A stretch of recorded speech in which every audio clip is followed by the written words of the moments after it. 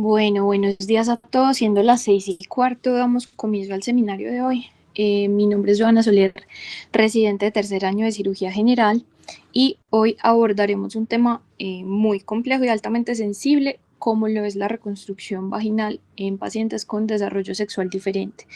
Esta condición pues no solamente representa un reto médico y quirúrgico, sino también un reto ético y psicológico. De antemano doy las gracias a la doctora Natalia Herrera, cirujana pediatra del Hospital Pablo Tobón Uribe, por su asesoría.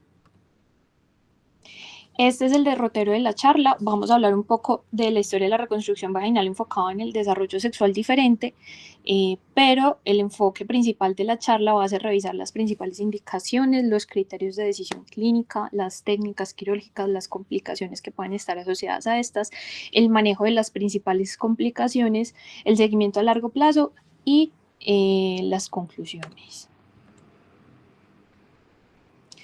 Para hablar un poquito de historia, a principios del siglo XIX, Jean Dupin y Jean Amissat, que fueron dos cirujanos franceses, en la literatura son mencionados como los primeros defensores de la corrección quirúrgica. El método de ellos consistía en la creación de un espacio perineal entre la vejiga y el recto mediante presión digital intensa, y luego empaquetaban la cavidad previamente creada con lino para mantenerla abierta. Para 1898, Abbey fue pionero en una técnica que posteriormente sería popularizada por Mackindo, que consistía en la inserción de un molde recubierto con injertos de piel de espesor parcial, tomados sea de la superficie anterior del muslo o de glúteo, tras la disección de un espacio entre el recto y la vejiga. Posteriormente, a mediados del siglo XX, el doctor William Graves, que fue un cirujano y profesor de ginecología de la Facultad de Medicina de Harvard, describió el uso de injertos de piel de espesor ya total y de colgajos cutáneos, pero digamos que las técnicas iniciales y los resultados fueron desalentadores. Para 1904, James Baldwin fue el primero en describir el uso de segmentos intestinales para reconstrucción vaginal, y estas representan una de las técnicas mayormente conocidas en la creación de neovaginas, pero inicialmente sugirió el uso de sigmoides para la reconstrucción, pero su paciente este año no se presentó a la cirugía. 3 años más tarde, en 1907, fue cuando realmente realizó su primer vaginoplastia a otra paciente, pero en este caso el sigmoides, lo que describe la literatura es que estaba demasiado corto, entonces hizo una sustitución con ilion, y es a este procedimiento lo que se le conoce como técnica de Baldwin, que digamos que en la literatura se ha generalizado para todas las vaginoplastias intestinales. Ya como tal, la primera vaginoplastia registrada con sigmoides la hace Wallace 4 años después. Para 1936 ya se proponen técnicas no quirúrgicas. Frank propone un método basado en una dilatación intermitente y progresiva, y de hecho aún continúa esta técnica en uso. Y para 1938 Wharton refina la técnica de los cirujanos franceses sin injerto, pero esta vez creando un espacio perineal utilizando un molde cubierto con una funda de goma que mantuviera abierto este espacio perineal y que permitiera que se produjera la epitelización espontánea. Pero a partir de aquí, pues cada caso fue quedando claro que siempre debía usarse un molde, o que se debía seguir con dilataciones en el posoperatorio para promover el éxito de la técnica.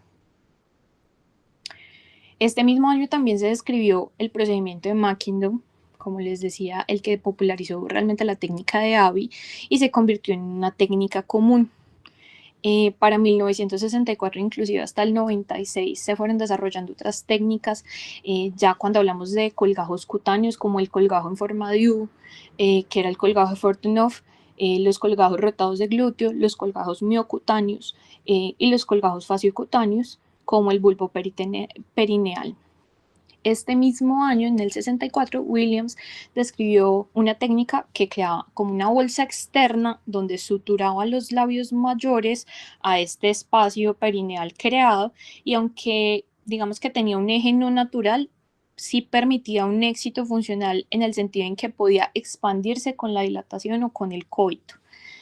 Para el 65, Giancarlo Becchetti, que fue un neurólogo italiano, cambió pues, el paradigma al proponer, en vez de la dilatación, técnicas de tracción pasiva. Entonces él propuso un dispositivo que permitía una tracción ascendente de la fobia retrohimenal mediante una oliva, y esa oliva iba, digamos, conectada a unos hilos que iban a pasar por el espacio pélvico y salían por la pared abdominal y se tensaban externamente. Esta técnica inicialmente se hizo mediante la parotomía, pero posteriormente, inclusive hasta el año 92, ya se empezó a realizar por la paroscopia y se empezó a guiar los hilos tensores de forma preperitoneal a lo largo de la pared y salían por la pared donde se conectaban a un dispositivo de tracción. Finalmente, para el 74, un ginecólogo ruso llamado Davidov introdujo la formación de la neovagina a partir del peritoneo del saco de Douglas. Previamente a la formación de esa neovagina, nuevamente se creaba este espacio recto vesical que hemos mencionado anteriormente, y con la formación de la neovagina se utilizaba entonces el peritoneo del saco de Douglas, se unía al introito nuevamente creado y se cerraba el saco con una sutura en bolsa de tabaco a nivel cefal. A partir de todo lo que anteriormente he dicho, se han adoptado pues, técnicas laparoscópicas y se han usado nuevos materiales como el colgajo de pared vesical pediculado, las membranas amnióticas, la mucosa bucal autóloga, inclusive se ha hablado de uso de la celulosa oxidada, que es el Surgicel, o tejido vaginal autólogo cultivado in vitro. Ya como generalidades de la charla y sobre todo del desarrollo sexual diferente, sabemos que esto comprende una serie de condiciones congénitas que se caracterizan por discordancia entre sexo cromosómico, sexo gonadal y fenotípico.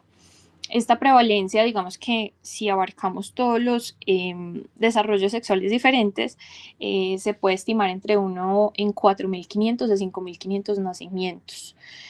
Un diagnóstico temprano sí va a ser fundamental para la toma de decisiones quirúrgicas y sociales, pero esta problemática va a involucrar un enfoque multidisciplinario y involucra no solamente la parte endocrino-metabólica, sino también psicológica, también psicocultural, sociocultural, para pues, condicionar el abordaje terapéutico. Ya cuando hablamos como tal de la reconstrucción vaginal, se debe plantear en casos de hipoplasia o agenesia completa de la vagina, pero cada caso debe ser individualizado.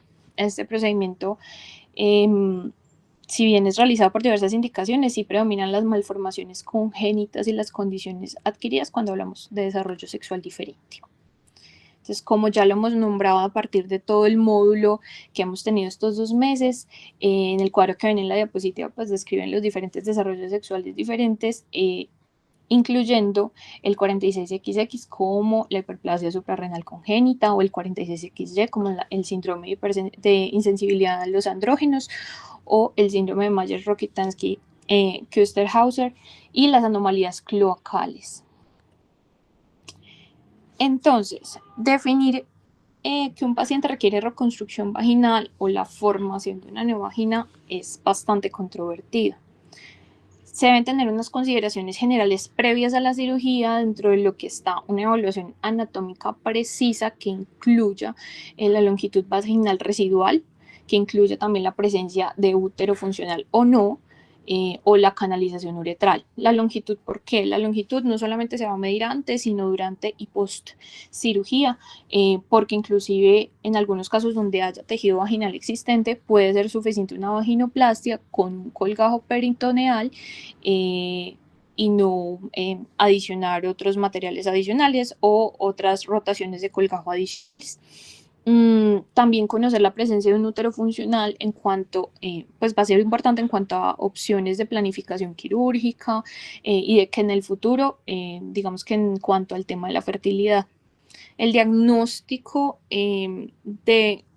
pues de un útero funcional también tiene que ver con las características de varios trastornos, como lo hemos visto durante el módulo, como el síndrome de Mayer-Rokitansky, donde se caracterizan usualmente por la ausencia congénita de la vagina del útero, versus digamos, el síndrome de insensibilidad androgénica, que si bien va a tener ausencia de estructuras mullerianas, esto va a incluir al útero, también pueden presentar en los casos de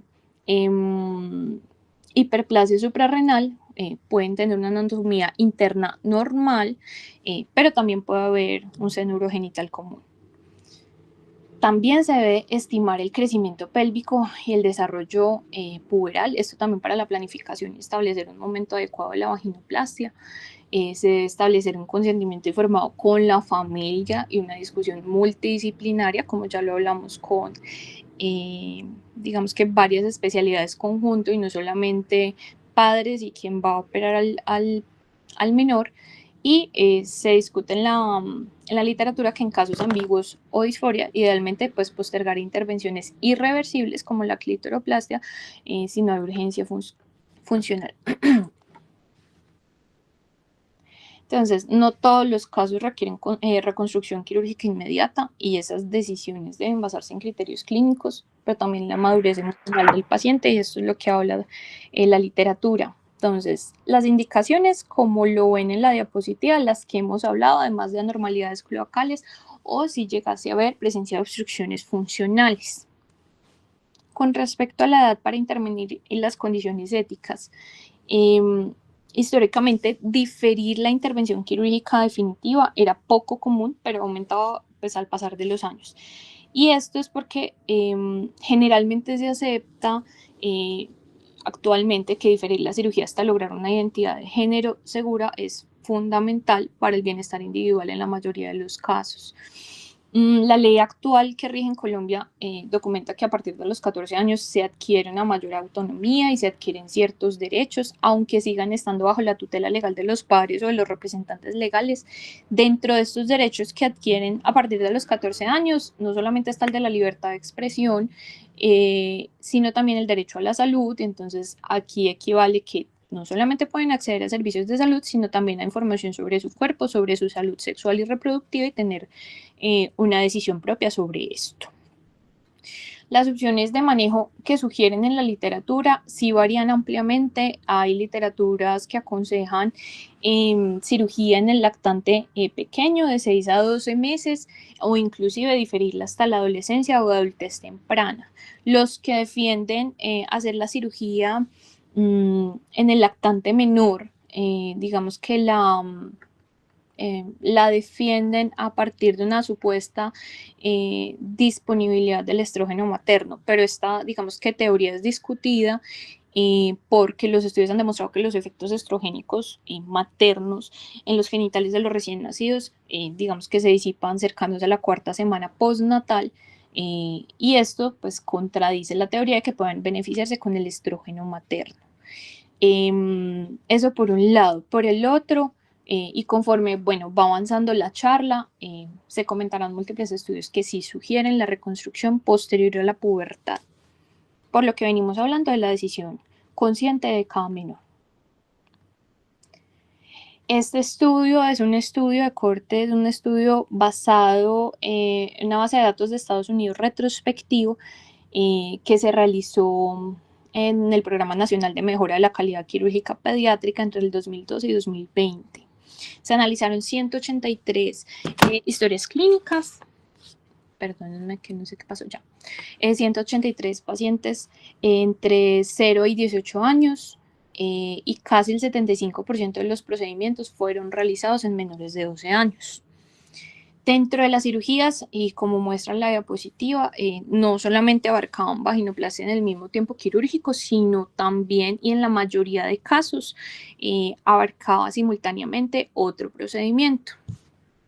Cerca del 79% de los casos fueron vaginoplastia junto con otro procedimiento. Entonces, ¿qué encontró este estudio de corte? Que solamente es en base de datos, que aparentemente había una tasa de reingreso baja, una estancia promedio corta, asociada a las infecciones, ITU solamente se presentó en el 3.3% de los pacientes, una infección asociada al sitio operatorio órgano-espacio en el 1.1% de los pacientes y una ISU superficial en el 0.6% de los pacientes. También describían que solamente el 4.32% de los pacientes requirieron reintervención. Pero ojo, o sea, el estudio actual como en la base de datos solamente evaluó los resultados posoperatorios y las complicaciones hasta los 30 días del posoperatorio. Entonces, pues lo que ellos digamos que concluyen sí es como, listo, tenemos una tasa de complicaciones a 30 días muy bajas, pero además, cuando ellos intentaban comparar con otro estudio de corte que se realizó en adultos, si bien evidenciaban menor estancia hospitalaria y tiempo operatorio menor en la población pediátrica versus los menores sí presentaron más complicaciones asociadas a infección de tracto urinario y mayores tasas de reingreso, pero realmente esto es muy, digamos que muy sutil la diferencia de 7.8% versus 4.3% en adultos. Pero como les venía comentando, el estudio realmente tiene muchas limitaciones. Dentro de las limitaciones respecto a la edad, encontramos que no se aborda ni el aspecto biopsicosocial al momento de la toma de decisión quirúrgica temprana, por obvias razones. Eh, También, pues, reafirman que la cirugía en la infancia o en la niñez siempre es decidida directamente por los padres. Entonces, si bien la vaginoplastia tiene bajas complicaciones, que lo que ellos solamente pueden verificar es a 30 días, no, ellos mismos lo dicen, no significa que la decisión correcta sea la vaginoplastia para todos los pacientes. Respecto a la técnica, lamentablemente la base de datos tampoco proporcionaba información sobre la técnica de vaginoplastia escogida, entonces tampoco podemos hablar de la seguridad de la misma ni de los resultados en sí o asociados a las complicaciones presentadas. Respecto al tiempo de seguimiento, como les comenté, el estudio se limita a 30 días, entonces es incapaz para determinar tasas de complicaciones a largo plazo, como son la estenosis o la lubricación asociada a la técnica, o las complicaciones propias de la técnica o complicaciones funcionales, ni otras complicaciones importantes para la salud sexual futura. Entonces, por todo lo anterior, sí claramente desconocen si requirieron intervenciones futuras por complicaciones o tampoco, pues por todo lo anterior, no se puede hablar realmente de seguridad a largo plazo. Como última consideración, también se tiene que se debe definir el impacto en la fertilidad y en la función sexual futura, que realmente este es uno de los pilares para el enfoque de la técnica quirúrgica y de la evaluación de los resultados. Y esto se va a definir como el éxito anatómico y el éxito funcional. El éxito anatómico se define generalmente como una longitud vaginal adecuada, que algunas literaturas lo nombran mayor o igual a 6 centímetros y en otras literaturas lo nombran mayor o igual a 7 centímetros. Y el éxito funcional se puede medir no solamente con el diámetro en longitud, sino conjuntamente con el diámetro del orificio vaginal y la sensibilidad si está presente o no. Otros estudios que vamos a ver más adelante van a describir que un éxito anatómico sí se puede medir cuando el orificio tenga entre 2 y 3 centímetros, el orificio vaginal, cuando la longitud del canal sea de 7 centímetros o más y cuando haya una sensibilidad presente y aceptable, además de la lubricación.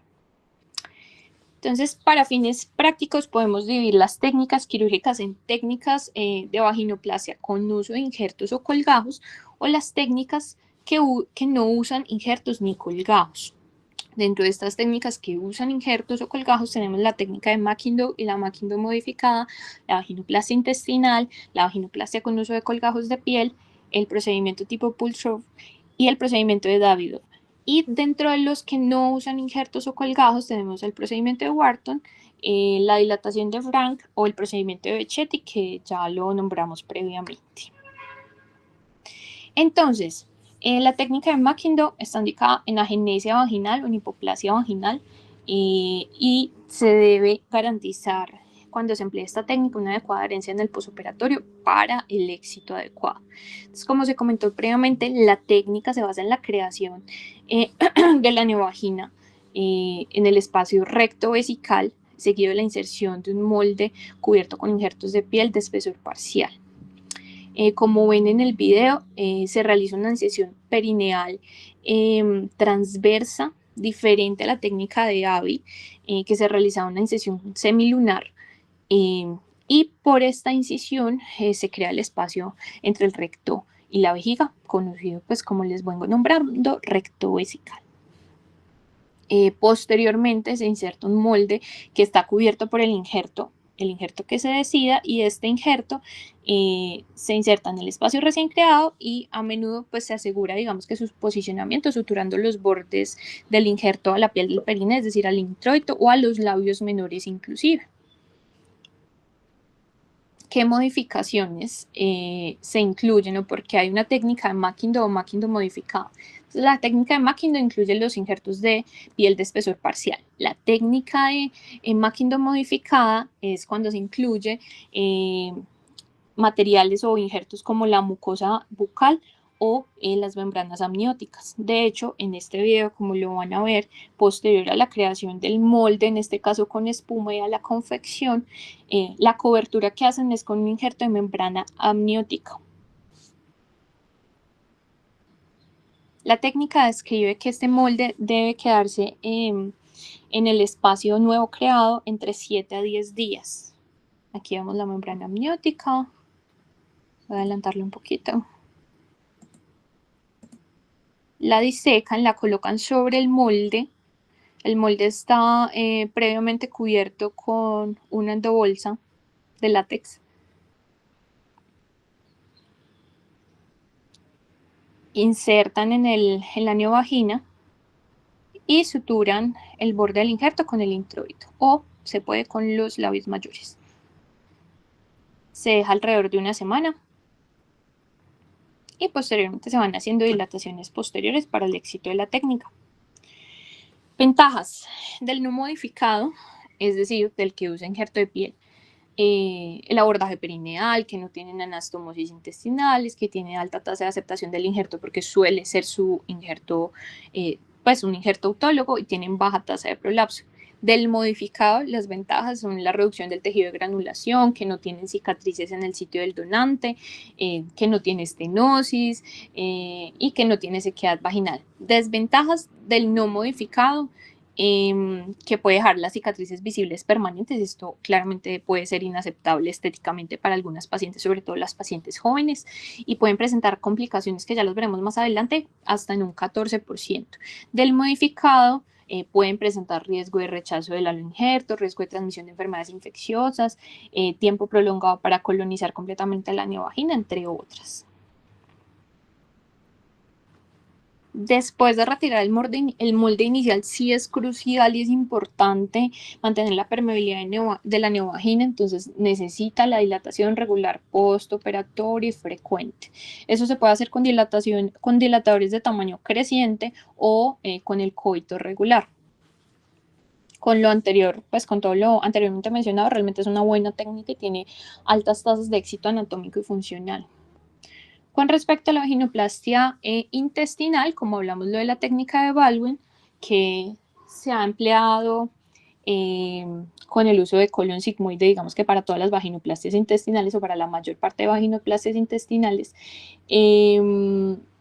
se emplea preferiblemente con el uso de sigmoides a razón de la cercanía del sigmoides al perineo, lo que pues va a facilitar la conexión quirúrgica al introito vaginal, y además pues su pedículo vascular, que fácilmente es movilizable, y esto permite pues bajar el segmento intestinal al perineo sin tensión.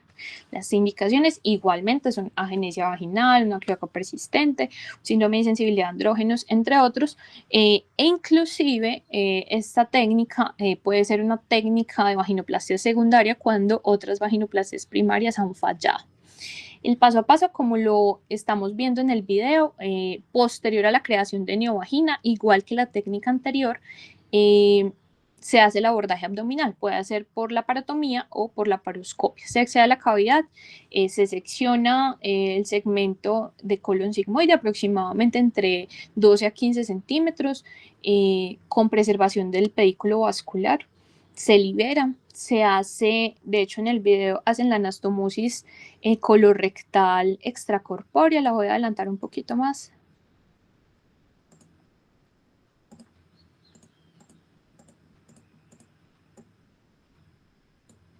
Hacen la anastomosis colorectal extracorpórea, eso es independiente, eso es más de decisión del cirujano, y el segmento de sigmoides aislado se tracciona hacia la pelvis y se anastomosa con el introito vaginal.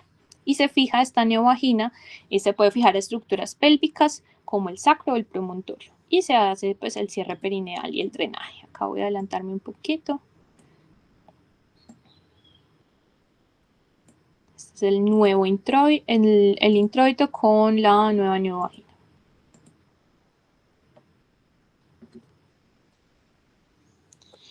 Ventajas: proporciona una buena longitud vaginal, la autolubricación, pues por la producción natural del moco de la mucosa intestinal, y esto contribuye a menos necesidad de lubricantes, menos riesgo de dispareunia, también tiene menos riesgo de estenosis, realmente es muy baja, tiene buena aceptación cosmética y pues no requiere dilataciones por lo mismo de menos riesgo de estenosis.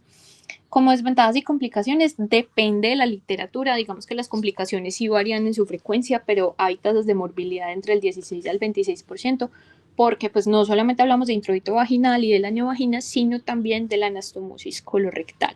Entonces ahí implican también los riesgos de filtración, de estenosis, de obstrucción. También existe un riesgo reportado de prolapso del segmento intestinal entre el 3 al 8%.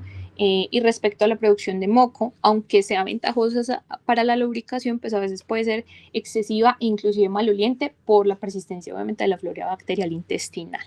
También pues se pueden presentar fístulas, hilio, obstrucción intestinal, sangrado, infecciones, entre otros. Este estudio es una serie que relata la experiencia de la reconstrucción vaginal con sigmoides en edad pediátrica. A lo largo de 34 años se evaluaron 47 pacientes que variaban entre los 2 a 20 años. Ellos recalcan que la mayoría fueron operados en torno a la pubertad y 11 casos fueron operados después de la pubertad.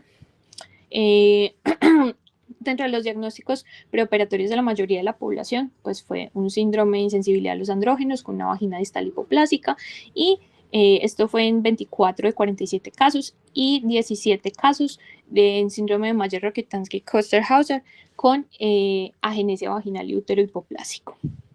Como hablamos previamente, tiene riesgo de complicaciones. Y en esta serie se presentaron complicaciones en 17 casos, 14 de los cuales requirieron cirugía. De las complicaciones tempranas hubo un caso con necrosis del sigmoides, otro caso con absceso pélvico que requirió drenaje quirúrgico, y otro caso con estenosis de conducto que requirió manejo con una plastia del introito. Dentro de las complicaciones tardías, la más frecuente fue la estenosis, 8 casos de estenosis, de los cuales 6 requirieron reintervención quirúrgica. Se presentaron 4 casos de prolapso y en otros 2 se presentó reintervención, fue por obstrucción intestinal. Entonces, este estudio describe como ventajas las previamente mencionadas, además de que tiene un buen resultado estético, un aparente buen éxito funcional, no tiene una producción excesiva de moco, y no necesita una dilatación rutinaria permanente. Ellos, algo importante es que describían que si bien digamos que inicialmente la secreción y la producción de moco es inicialmente excesivo, posterior a 2-3 meses puede normalizarse esa secreción, y esto puede garantizar unas relaciones sexuales normales con una lubricación que no va a ser excesiva. Y sugieren el uso de sigmoides como primera opción versus ilion, porque la mucosa colónica, aparte de lo que ya les comenté, de su ubicación también del sigmoides, también el colon es más resistente a los traumatismos, esto en cuanto al coito. Sin embargo, este estudio también sugiere que el momento quirúrgico ideal es después de la pubertad. Describen que en su experiencia inicial de la reconstrucción realizaron las neovaginas en pacientes más jóvenes, fue más inducida por la voluntad de los padres y de los pediatras, y esta es la razón de, digamos, que ese promedio de edad reportada. Ya los últimos casos que ellos realizaron fueron realizados en la adolescencia, y pues esto genera mayor motivación, mayor obediencia y adherencia al tratamiento, al seguimiento de las recomendaciones médicas, y que además ya hay una impregnación hormonal, que eso puede asegurar el desarrollo de un tejido vulvar óptimo. Este es otro estudio retrospectivo que describe la experiencia de la vaginoplastia con tubo de monte único, ya les voy a explicar qué es eso, modificado en pacientes pediátricos con trastornos de diferenciación sexual entre el 2009 y 2012. esta técnica o esta modificación de la técnica, esto surgió como para dar solución ante una paciente que estaban operando de 11 años y que al rotar el segmento de colon sigmoides tenía una gran tensión mesentérica y tenía alto riesgo de provocar isquemia. En total fueron realizadas 6 intervenciones, una media de edad de 12.7 años. Y en el procedimiento, como veremos en las imágenes, se aísla entonces un segmento, esta vez de 8 a 10, es un segmento un poco más corto, de colon sigmoide distal, o inclusive lo describen en recto proximal, y la movilidad pues, mesentérica y el diámetro intestinal van a determinar la longitud de la vagina y la facilidad del acceso al perineo. Entonces, este segmento intestinal aislado, como ven en la segunda imagen, se estabiliza y lo que recomiendan y lo que ellos realizaban es que esa destabilización se realizaba con resección a 1 centímetro del borde mesentérico y se retubulizaba longitudinalmente, y esto permitía pues dejar el mesenterio y el pedículo vascular en posición cefálica. Se disecaba posteriormente el canal, igual que las anteriores técnicas, y la neovagina, este tubo de Monti, se realizaba la introducción en el introito y se fijaba al introito con suturas ininterrumpidas. En este caso ellos describían que no fijaban al promontorio en la fascia presacra y posteriormente dejaban un stent vaginal de espuma y una sonda Foley por 5 días y reposo esos días intrahospitalarios. Entonces, ¿qué hallazgos tenemos? A los 7 meses, solamente una de esas 6 pacientes desarrolló estenosis en la anastomosis, que eso representa pues el 16%, y requirió manejo, una reintervención quirúrgica con injerto de mucosa. ¿Qué reportan en estas 6 pacientes? Una buena lubricación. También evidenciaron que la producción de moco disminuyó a un nivel aceptable a los 3 a 6 meses post cirugía. Pero como vemos, el seguimiento realmente, aparte de irregular, es muy bajo, por lo que complicaciones a largo plazo es difícil asegurarlas o rechazarlas. Este estudio respecto a la edad también, ellos consideran que prefirieron esperar a que la paciente alcanzara un estadio Tanner 4 o 5 o aproximadamente entre los 12 y 13 años, pero solo 2 de las pacientes eran prepúberes, esto porque una de las pacientes requería un procedimiento simultáneo que fue un Mitrofanov, y la otra lo que describían era que tenía un estatus migratorio incierto, y entonces la familia tenía una preocupación pues, profunda por el acceso a la atención médica. Entonces lo realizaron antes, pero ellos también consideran que se debe hacer en la pubertad o post. Con respecto a la técnica de Becchetti, esta está indicada en pacientes preferiblemente adolescentes con agenesia vaginal.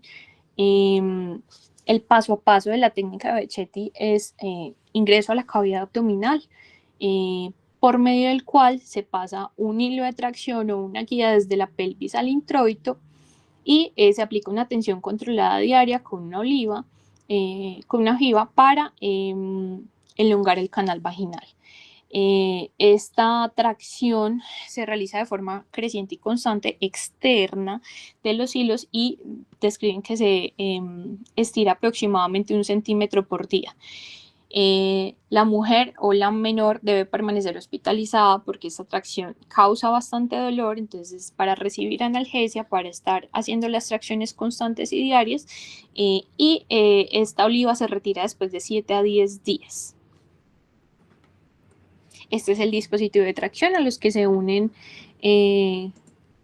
los hilos de tracción. Voy a adelantar un poquito. Acá se toma la cúpula de la neovagina.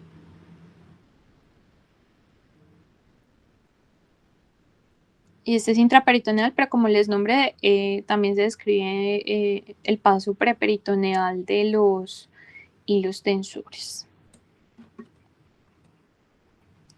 Ventajas: preserva tejido vaginal, es un enfoque laparoscópico, no documentan estenosis, pero las complicaciones sí son claramente el dolor pélvico significativo durante la tracción, riesgos de perforación vesical o rectal, resultados estéticos de pronto no tan óptimos o inclusive riesgo de prolapso vaginal.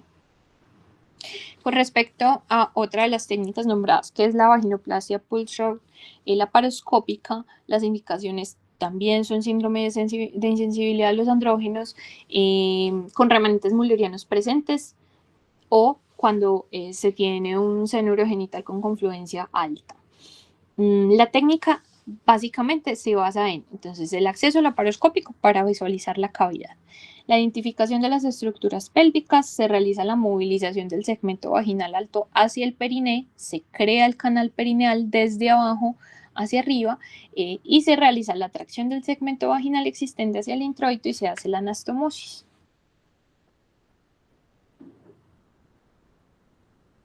Ventajas: conserva entonces la mucosa endometrial funcional, pero cuando está presente y tiene algunas complicaciones y es el riesgo de la necrosis de la cúpula vaginal por la tracción excesiva.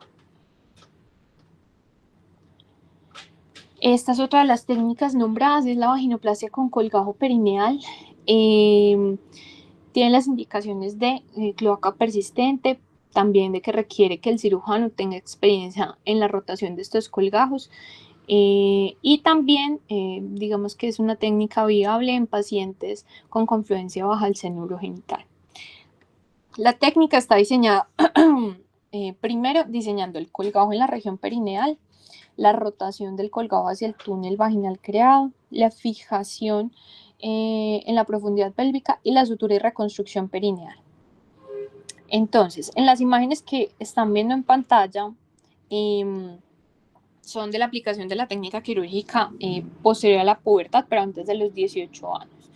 Entonces, colocan a la paciente en posición de litotomía, diseñan los colgajos a ambos lados de la vagina, describen que la base, digamos que la base de la altura del colgajo debe ser a la altura del introito y que se debe extender desde la porción lateral de los labios mayores hasta la porción pilosa y a través del pliegue inguinal hasta la porción media del muslo.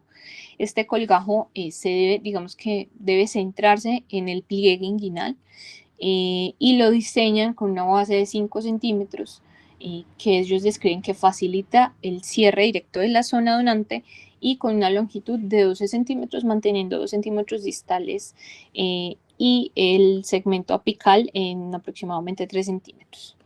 Se hace una recanalización de la neovagina, la creación de la neovagina que ya hemos hablado. Se hace también protección previa de la uretra pues, con un catéter, con una Foley, y se continúa la disección hasta que se puedan introducir, según ellos describen, 3 dedos en el nuevo introito vaginal. Esto, pues que se puedan introducir con facilidad hasta alcanzar la reflexión peritoneal. Posteriormente, ya con referencia a los colgajos, ellos identifican el tendón del músculo aductor largo e inician la elevación del colgajo desde el ápice. Llevan la piel en la base del colgajo hasta el nivel del tejido subcutáneo, socavan aproximadamente 1 centímetro y esto va a permitir la rotación medial del colgajo y acercar el margen posterior del borde interno de los labios, que va a ser los que vayan a formar la neovagina. Entonces, los labios mayores separan, digamos que las ramas púbicas, las membranas perineales, y los colgajos se van a tunelizar bajo los labios mayores. Ahí vemos en la imagen la tracción de uno de los colgajos hacia el lado contralateral y se van a vertir a través del introito. Entonces, primero se sutura, digamos que la parte posterior o la línea posterior, y una vez se alcanza la punta, se inicia la sutura de la cara anterior. Luego, ese colgajo que vemos acá en la imagen de la derecha, se invagina la punta hacia el nuevo introito vaginal y se ancla el tejido en el vértice en el espacio vaginal. Luego se cierran estos colgajos, se cierran las zonas donantes y se colocan drenajes de succión. ellos describen que tras la operación la paciente permaneció en cama aproximadamente 48 horas, que le dejaron gasas en el introito impregnadas con antibiótico y que se monitorizaba diariamente el colgajo con un espéculo vaginal. Ventajas: una buena vascularización. Pueden realizarse, de hecho, en pacientes más jóvenes y tienen una baja tasa de infección, pero desventajas: que hay una lubricación deficiente, si no es porque es nula, una cicatriz desfigurante en el sitio del donante, que pueda haber infección en el sitio de la herida, que haya crecimiento de cabello en la neovagina, y algunas complicaciones que se han descrito propias del colgajo del flap, que haya pérdida del colgajo, que haya prolapso del colgajo, que pueda haber estenosis distal o inclusive necrosis parcial o completa del colgajo. Entonces, de donde sacamos las imágenes previas, es un estudio que se realizó en 20 casos, dentro de los cuales 19 de estos 20 pacientes tenían entre 15 y 20 años. De hecho, la edad media fue de 17.9 años. Y estos son, digamos, que la forma en la que ellos medían el éxito funcional y anatómico. Entonces, describían que posterior a la intervención y en el seguimiento posoperatorio, 16 pacientes presentaron una longitud vaginal mayor a 7 centímetros, 4 pacientes solamente presentaron una longitud menor a 7, y con respecto al el diámetro del canal vaginal, es decir, del introito, fue entre 2 y 3 centímetros. Para 2 fueron 3 pacientes y para 3 centímetros fueron 16 pacientes respectivamente. En el segundo cuadro vemos es la evolución, digamos, que de las complicaciones que pudiesen haberse presentado, y solamente uno de las pacientes presentó una pérdida marginal del colgajo, pero no se encontraron posteriormente infecciones o seromas o hematomas, y otra paciente en la zona donante sí presentó dehiscencias. Entonces, esta es la forma de evaluar el éxito de esta intervención. Entonces, ellos describen que, digamos, que un resultado bueno, un éxito funcional, es cuando tengamos una longitud vaginal mayor a 8, sensación, es decir, sensibilidad presente, y que el orificio del canal sea mayor o igual a 2 centímetros. Pero es aceptable cuando la longitud del canal pueda ser de 7 a 8, que el orificio pueda variar entre 1 a 2 centímetros y que pueda estar presente parcialmente la sensibilidad. En los resultados, más del 90% de los pacientes sí presentaron una evolución favorable. De hecho, la evolución se consideró aceptable, pero la mayoría de los pacientes realmente se considera un buen resultado postoperatorio. Con respecto a la edad, ellos también describen que las intervenciones en la adolescencia pues van a permitir participar en las decisiones sobre el tipo y el momento del tratamiento, todo lo que hemos hablado anteriormente, y que adicionalmente pues estos pacientes van a alcanzar una madurez física y psicológica que va a permitir pues la toma de decisiones adecuada y además una mayor adherencia, que es bien conocida. Esta es la última técnica, es la técnica de Davidoff. Esta técnica, como ya habíamos hablado, implica la creación de una neovagina utilizando el peritoneo del saco de Douglas. Este procedimiento se realiza comúnmente mediante abordaje laparoscópico previamente el abdominoperineal.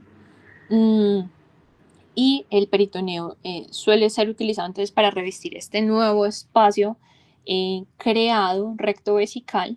Inicialmente se diseca el peritoneo de los órganos pélvicos y se moldea en forma de tubo, y digamos que la base de este nuevo colgajo se sutura al introito. Tiene buenas ventajas, es una buena opción sobre todo cuando se han tenido cirugías previas, no deja cicatriz, no forma tejido de granulación, pero sí requiere una experiencia amplia del cirujano para realizar esta técnica. Entonces, como les comenté, se hace una incisión transversal bajo la uretra, se hace la disección pues para la creación de la neovagina. De la parte de la cavidad abdominal se hace una disección del peritoneo, del recto, de la vejiga, de la pared lateral, y se crea un nuevo espacio. Y como vemos en el video, se hace la disección amplia, voy a ir adelantando, del peritoneo pélvico. Posterior a que se obtiene este colgajo peritoneal, Se hace una incisión en el peritoneo sobre la neovagina, es decir, sobre la cúpula, como le estamos viendo, y se va a suturar el peritoneo hacia el periné, y posteriormente se sutura pues la neovagina como una neovagina tubulizada, que acá les estoy mostrando cómo van cerrando este nuevo tubito.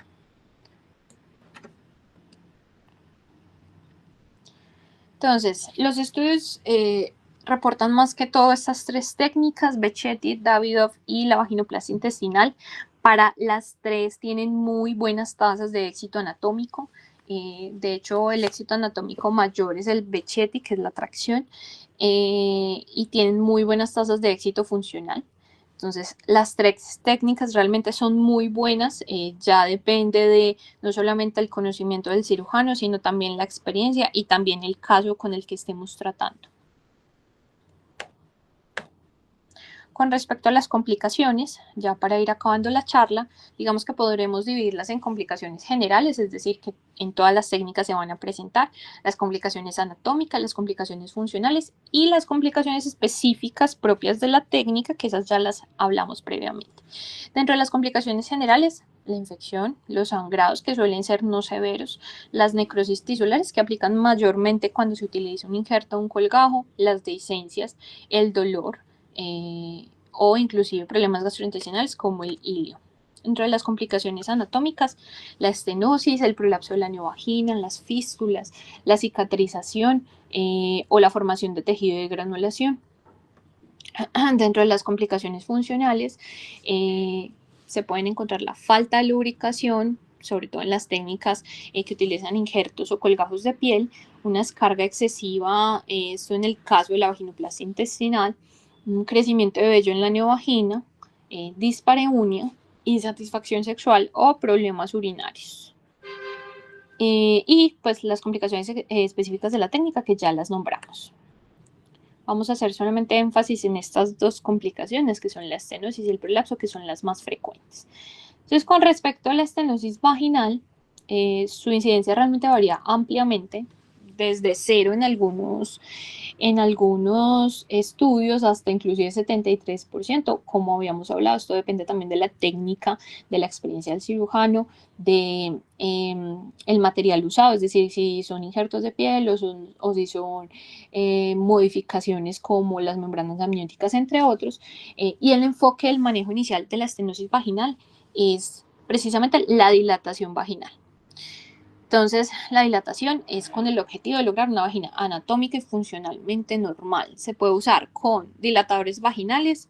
El coito regular realmente es una recomendación fuerte dentro del manejo de la estenosis vaginal. Entonces, en mujeres con hipoplasia vaginal o después de la reconstrucción, las relaciones sexuales regulares pueden ayudar a aumentar la tasa de profundidad, la profundidad y el ancho de la vagina. De hecho, la COC lo recomienda como primera línea antes de cirugía, intentar con dilataciones vaginales o con coito regular. La prevención es la dilatación en el posoperatorio, sobre todo en las técnicas que utilizan inclusive un molde por algunos días en el posoperatorio temprano. La menos asociada, como ya vimos, es la vaginoplastia intestinal. Y el tiempo de dilatación es variable según la técnica y según el estudio que se evalúe. Digamos que se puede llegar a un consenso no oficial, y es que la mayoría establecen al menos 6 meses de uso de dilatadores, y posteriormente podría ser intermitente o inclusive sin uso de dilatadores y solamente con la actividad sexual. Que además se requiere un cumplimiento estricto. Entonces, la duración de este régimen, si bien va a variar según la técnica, se ha demostrado que después de procedimientos quirúrgicos que puedan ser exitosos, la dilatación va a ser necesaria y debe ser acuciosa por la paciente para garantizar o disminuir el riesgo de que esta complicación suceda. La cirugía se puede pensar cuando hay un fallo de la dilatación o cuando la paciente no desea hacerse dilataciones vaginales o no tiene coito regular, en el caso, digamos, de las menores intervenidas. En estos pacientes que se llevan a cirugía se pueden hacer cetaplastias o inclusive, como ya habíamos hablado y les había nombrado, la vaginoplastia intestinal cuando la primera opción no fue esta técnica y hubo un fallo de la misma. Con respecto al prolapso vaginal,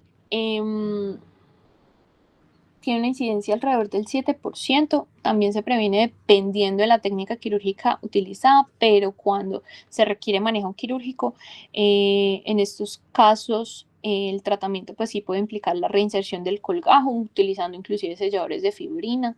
Se pueden requerir revisiones para el prolapso de la mucosa. También se ha hablado de tratamientos quirúrgicos para el prolapso como la suspensión del ligamento sacroespinoso o la sacrocolpopexia laparoscópica, y también se ha descrito el procedimiento de Davidov para el tratamiento del prolapso de la neovagina. Como seguimiento a largo plazo es fundamental entender que la cirugía pues no resuelve todos los aspectos del desarrollo sexual diferente. Entonces es importante siempre la evaluación de los resultados funcionales, que ya hablamos, la valoración estética y la calidad de vida subjetiva, y el acompañamiento psicológico multidisciplinario, que debe ser continuo. Entonces, como conclusiones, se debe individualizar el tratamiento quirúrgico. Como les explicaba, no es que haya una técnica por sobre las demás, se debe individualizar según el caso, según la experiencia, según también las decisiones que se tomen y la autonomía del paciente. Hay técnicas efectivas, pero con complicaciones específicas, como ya los nombramos, que hay una mejor evolución cuando se manejan en centros de experiencia con, digamos que, de forma multidisciplinaria, y la importancia del seguimiento a largo plazo, porque no solamente es el éxito anatómico y funcional, sino también es el apoyo psicológico que se le hace al menor, y si requiere reintervenciones o manejo de complicaciones, pues de una vez se atiende durante el seguimiento. En la parte ética, sí, lo que hablábamos, entonces en menores se enfatiza la necesidad de respetar la autonomía progresiva y preferiblemente no realizar cirugías genitales irreversibles, y estas deben diferirse hasta que el paciente pueda tomar las decisiones, y que siempre es necesario, sobre todo en donde se atienden estos pacientes, la necesidad de protocolos éticos de instituciones definidas. Muchas gracias. Ahí en el QR de la diapositiva pueden encontrar toda la bibliografía, pues los PDFs de la bibliografía utilizada.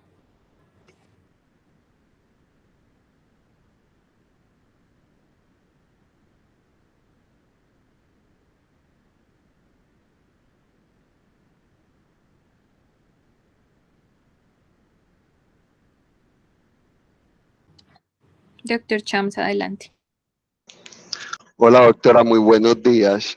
Bueno, como bien lo dijiste, es un tema bien especial. A mí me pareció muy buena la revisión bibliográfica que hiciste, no solo desde el punto de vista técnico, sino también desde el punto de vista de la evidencia que hay en la literatura. Yo quiero reforzar, ¿verdad? Esa última conclusión. Hay que estudiar muy bien a cada paciente. No es lo mismo una neovagina en el caso de una paciente con hiperplasia suprarrenal, no es lo mismo una neovagina en una paciente con agenesia, no es lo mismo una neovagina en un paciente XY con una resistencia a andrógenos o mutación de receptores androgénicos. ¿Por qué? Porque hay una anatomía diferente. No es lo mismo cuando hay un seno urogenital muy cortico a cuando hay un seno urogenital muy largo. Y muy importante para nosotros como cirujanos estar familiarizados con todas las técnicas. ¿Qué es lo que sucede? Que definitivamente por su baja prevalencia es muy importante que se pueda manejar por grupos de excelencia y como tú bien lo decías, como muchas se van a dilatar hasta la adolescencia. Cuando digo dilatar es en tiempo, no en dilatar con dilatadores, sino dilatar en el tiempo. También como cirujanos tenemos que aprender a trabajar con ginecólogos. ¿Por qué? Porque ellos son probablemente los que van a hacerle el seguimiento a estas pacientes. Algunas de esas vaginas van a terminar como un saco ciego, ya sea si se hace con piel o con sigmoides, pero algunas de esas otras vaginas, ¿verdad? Van a terminar en un cervix que en algún momento, pues también hay que hacerle seguimiento citológico, etcétera. Entonces, cada caso hay que individualizarlo. El tema de los colgajos, obviamente, si yo tengo un seno urogenital y lo que voy a hacer es a exteriorizar la vagina o hacer una plastia de vagina en la adolescencia, probablemente voy a hacer unos colgajos de piel preservando ese seno urogenital para preservar la uretra en caso de un Becchietti o en caso de un colgajo cilíndrico, ¿verdad? Probablemente va a ser demasiado importante mantener esos dilatadores de silicona permanentemente dentro de la vagina. O en el caso ya de una neovagina laparoscópica con sigmoides, que son mucho menos los casos, pues obviamente todos los riesgos que puede haber de un sigmoide, no solo por la producción de moco, sino también por el riesgo de malignización. Y de pronto ahí te quería hacer una sola pregunta para darle paso como a los compañeros, porque creo que el resto quedó muy claro, la edad de operación y todo eso. En el caso de hacer neovaginas con sigmoides, ¿encontraste alguna diferencia entre la que es videoasistida por la paroscopia y la que no? ¿Y cuál es el riesgo a largo plazo, por ejemplo, sobre todo en áreas endémicas, de lesiones neoplásicas de sigmoides usados para neovaginas? Desde lo que encontraste, pues con tus palabras. Doc, de lo primero, los estudios que se realizaron eran más que todo en la paroscopia. Sin embargo, la visualización de la anastomosis, si uno la hacía intracorpórea, sí adjudica menos riesgo de filtración o de falla de la misma, versus de pronto abierta, sobre todo en la anastomosis del recto superior, con el sigmoides restante. Y además, con la rotación de ese sigmoides aislado hacia el periné, si no hay cambios, porque realmente es el mismo procedimiento, pues laparoscópico, igual el abordaje digamos que la sutura de esa neovagina se realiza es perineal. Doc, ¿me puede repetir la última pregunta? El riesgo de malignización de un sigmoide utilizado para una neovagina. Sí lo describían, digamos que dentro de los riesgos, pero dentro de los estudios que se evaluaron, ninguno demostró que se hubiera requerido, digamos que hacer la resección del sigmoides, hacer la sigmoidectomía de esa neovagina por una malignización, digamos que normal a la de la población o el mismo riesgo de la población general. Ahora, si hubo un caso, era como de sigmoidectomía de ese segmento de la neovagina, fue más por necrosis y una colitis ulcerosa que hizo la paciente, que de hecho se hizo colectomía total y se hizo la resección de ese segmento. Pero si bien lo describían en los riesgos, ninguno lo demostraba como que hubiera aumentado el riesgo de malignización, no, doc. Ok, listo, Joana, muchas gracias. Gracias, profe.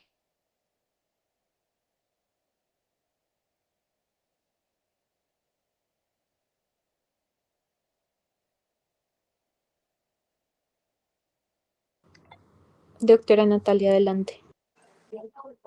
Hola, buenos días a todos, doctora Joana, buenos días. Realmente pues hizo un muy buen seminario, muy juicioso, muy completo y sé que hizo un esfuerzo muy grande por conseguir videos e ilustraciones pues como con más tendencia a la edad pediátrica, a la pubertad, que en pacientes adultos, porque realmente la literatura no muestra pues como muchos trabajos adecuados en niños, y lo que uno sí encuentra y cada vez como con más frecuencia es todo como tendiendo a los pacientes que quieren hacer cambios en su identidad sexual.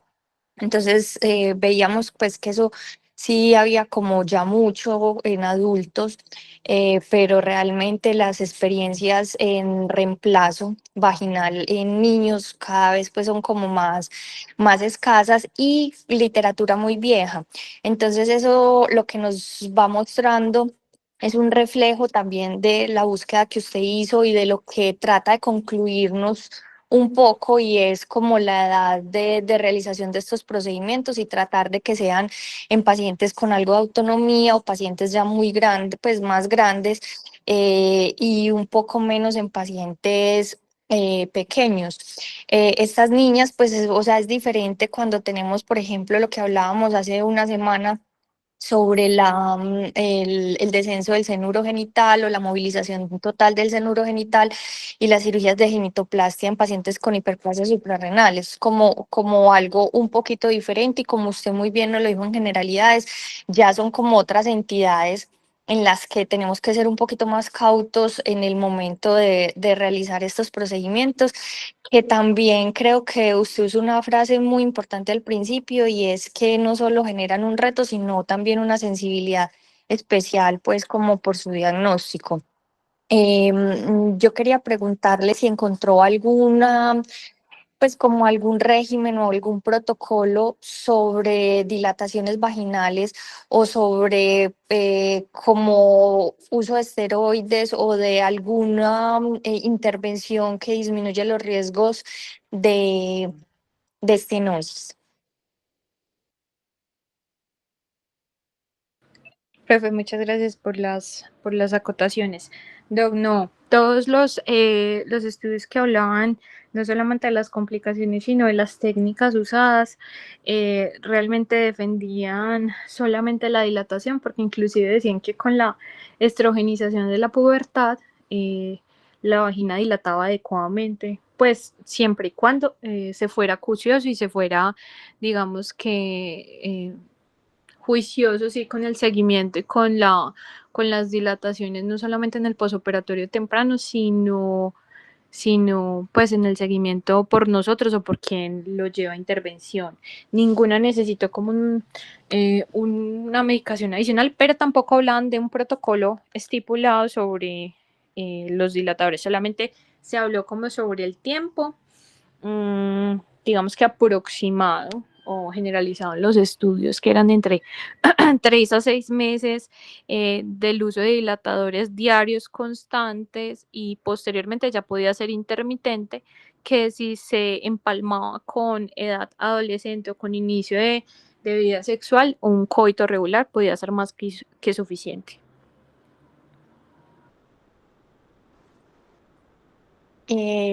Sí, también vimos como en la búsqueda que habían muchas experiencias como en pacientes mayores. Yo quisiera preguntarte, excepto pues también en la hiperplasia suprarrenal, digamos una paciente que tenga una atresia de los 2/3 distales de la vagina, o que en realidad tenga útero, una paciente que tenga la posibilidad de tener un periodo menstrual y que tenga una pubertad precoz en ese momento. ¿Qué después de tu revisión, qué podrías ofrecerle o qué consideraciones tendrías con esa niña? Hay uno de los estudios que de hecho una de las intervenciones se hizo en una menor con un útero funcional, eh, y se habla precisamente de los que utilizan injertos de mucosa, como sea peritoneo, el fondo de saco de gulas o intestino. En estos, la anastomosis para generar el nuevo canal vaginal que pudiese permitir en un futuro la fertilización, digamos que son más adecuados. En uno de estos estudios, si no estoy mal, en el de Davidov, realizaban la anastomosis y si bien no le hacían seguimiento a largo plazo, mostraban que a corto plazo la anastomosis era pues adecuada, sin estenosis en la zona de la anastomosis proximal, no del introito. Eh, y se podrían de pronto aconsejar esas técnicas donde se utiliza mucosa en vez de injerto de piel de espesor parcial o total, o las rotaciones de colgado. Y ya para mi última pregunta sobre la ingeniería de tejidos, nos hablaste sobre membranas amnióticas, ¿Qué leíste sobre, pues, como la parte digamos, de un futuro con estas técnicas?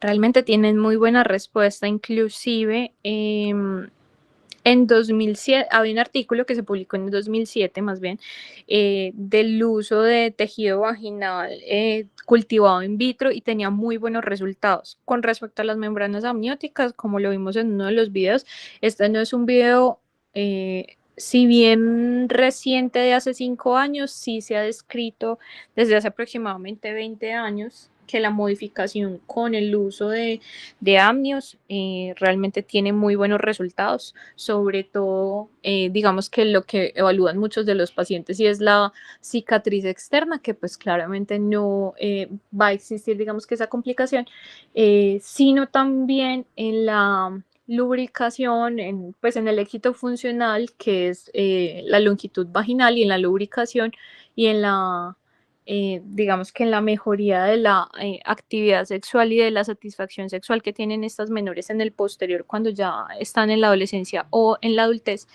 Entonces, no es tan, se podría decir que no es tan reciente, pero tampoco es viejo el uso, el inicio de uso de estas modificaciones con estos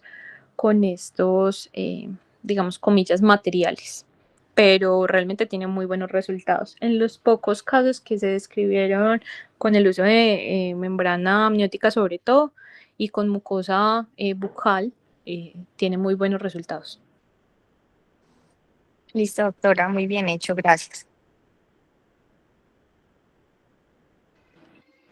Doc, muchas Bueno, gracias. buenos Doctor Weiss. días. Hola, ¿qué más? Joana, buenos días a todos. Bueno, quería felicitarte, me gustó muchísimo tu charla, la presentación, cómo lo hiciste, la parte visual. Yo creo que siempre les digo eso, que la parte visual es muy importante para nosotros como cirujanos y la parte educativa para que la gente entienda cómo se hacen los procedimientos, cómo es el abordaje y sea como más digerible, una charla que a veces puede llegar a ser un poco difícil, pero me encantó. Yo creo que cada vez la literatura y la parte legal sigue, como decíamos la semana pasada, diciéndonos cada vez más que muchos de estos procedimientos los vamos a tener que hacer un poquito más tardíamente, pero a veces yo creo que por la línea de uno de los comentarios que estaba diciendo la doctora Natalia, a veces creo que hay que intervenir un poco antes. Y una de las razones, por ejemplo, puede ser en el caso de las mujeres que tengan esa amenorrea que no se sabe qué es, pero que en realidad tiene, por ejemplo, una atresia de vagina y tiene un útero que sigue produciendo o está descamando y va a producir pues un hematocolpos y esto se vuelve una bomba de tiempo. Entonces están los grupos multidisciplinarios, endocrinología, ginecología, cirugía pediátrica, donde hay que actuar, creo yo, un poco más rápido o un poco más temprano como una causa médica. La semana pasada precisamente nos comentaban una joven de 14, ya casi 15 años, con ese problema, que fue operada en la edad pediátrica por al parecer parece una cloaca y pues nunca tuvo como un seguimiento, me explicaba la familiar, y ahora tiene una masa abdominal grande que le ocupa parte del abdomen. Entonces uno dice, bueno, acá en este punto hay que actuar porque este útero está dilatado por eh, me imagino, hematocolpos que se puede convertir en piocolpos y es una complicación mayor. Entonces hay que desarrollar y crear, en ese caso, la vagina y posiblemente pueden requerir un procedimiento un poco más temprano. Y a veces, por ejemplo, los grupos multidisciplinarios, por ejemplo, incluido endocrinología, a veces pueden actuar también para, por ejemplo, ayudar a frenar momentáneamente los ciclos para que la paciente no, no continúe menstruando y pues no se vaya a romper esto y a seguir acumulando ahí. Es un tema muy controversial, muy interesante también y veo que, como ya había dicho al principio, creo que cada vez estas mujeres, estas niñas, van a tener que ser más parte o hacen parte de la cirugía, muy posiblemente de ginecología de adultos. Cada vez se va viendo como más hacia ese lado. Igual ellos también lo manejan muy bien y es la importancia o lo que se habla actualmente en la literatura de la medicina de la transición. Entonces, felicitaciones, Joana. Muchas gracias, profe.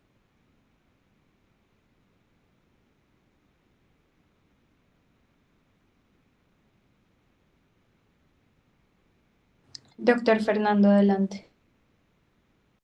Muchas gracias. Primero que todo, felicitarte. Excelente. Como dice la propaganda, una buena imagen dice más que 1000 palabras. Entonces, excelente. Y para nosotros los cirujanos, pues nos facilita mucho la cosa.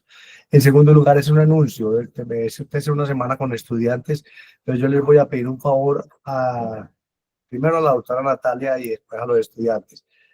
Para empezar el viernes a las 6 de la mañana. Es que yo tengo el viernes, me traen el nieto, entonces tengo que estar ayudándole a mi esposa, entonces quiero empezar a las 6 de la mañana.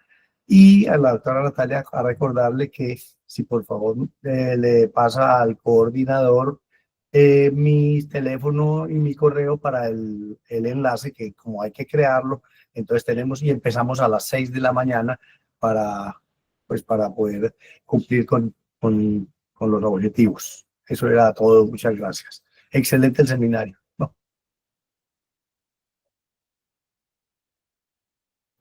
Gracias, doctor.